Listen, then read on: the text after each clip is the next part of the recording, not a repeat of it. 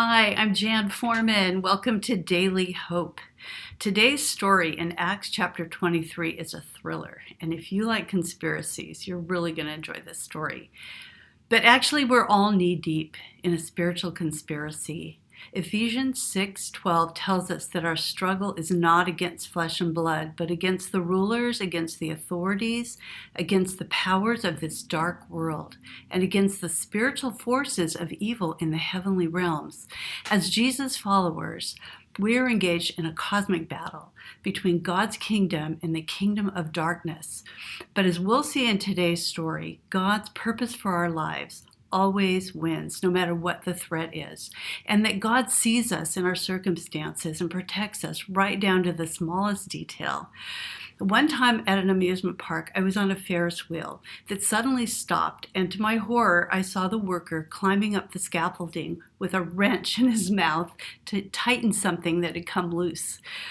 That is not a picture of my life and yours. Although sometimes we may feel out of control, God never is.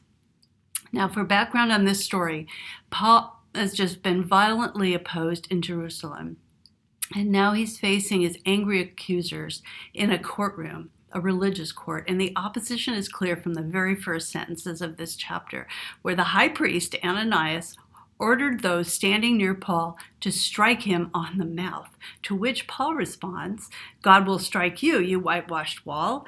That's not a good beginning to a trial. Tensions were so high in that room. So Paul wisely turns his accusers against each other by bringing up their differences of their views on the resurrection. And it was off to the races as they began to argue. In fact, it says the dispute became so violent that the commander was afraid Paul would be torn to pieces by them.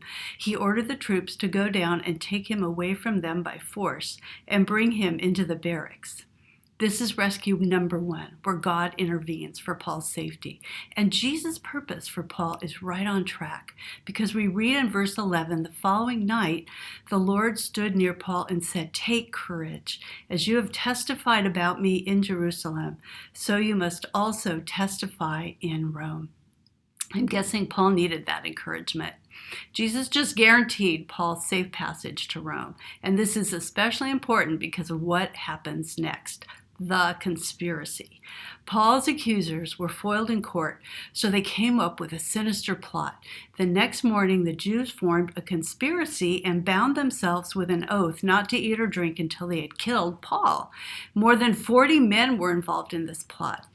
A serious threat. But watch how God intervenes. It just so happens that Paul's sister's son is in the right place at the right time, and he hears the entire plot. I mean, what are the chances? And this young man is used by God to save Paul's life. He wastes no time visiting Paul in prison and shares how these religious leaders are demanding another hearing. However, 40 men plan to kill Paul en route to court. Paul immediately recognizes God's hand in this young man's life, sends him to the commander, who quickly acts in total secrecy. The commander gives the orders: get ready a detachment of 200 soldiers, 70 horsemen, and 200 spearmen to go to Caesarea at 9 tonight. Provide mounts for Paul so that he may be taken safely to Governor Felix. Notice God's protection. Paul had even favor with the commander. But another important detail here is that Paul is a Roman citizen. This right gives Paul the special protection he's now enjoying. So God made sure this detail was in place even before Paul knew Jesus. And Paul is able to sneak out of Jerusalem at night with a military guard, and he arrives safely in Caesarea. Phew. Now, looking at this thriller from the outside, it could look like Paul's life is out of control, hanging by a thread like that broken Ferris wheel. But with eyes of faith, we can see God's absolute control over every detail. And this is tremendously encouraging for us that have wild ride lives, right? And we learn from this story that God has people like Paul's nephew in just the right place and time. And that who we are and what we're doing right now is woven into his greater purpose for our lives. Because we each have our own stories of, it just so happened that, and you fill in the blank.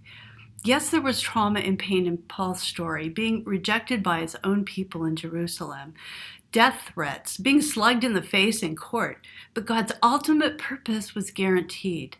In the same way, we're not immune from pain, but can we gratefully acknowledge God's fingerprints on our journeys? Back to theme park rides.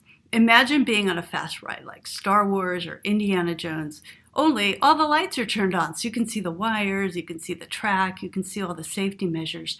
That ride would no longer be scary, would it? Well, this story turns on the lights in Paul's life so we can recognize God's protection over us as well.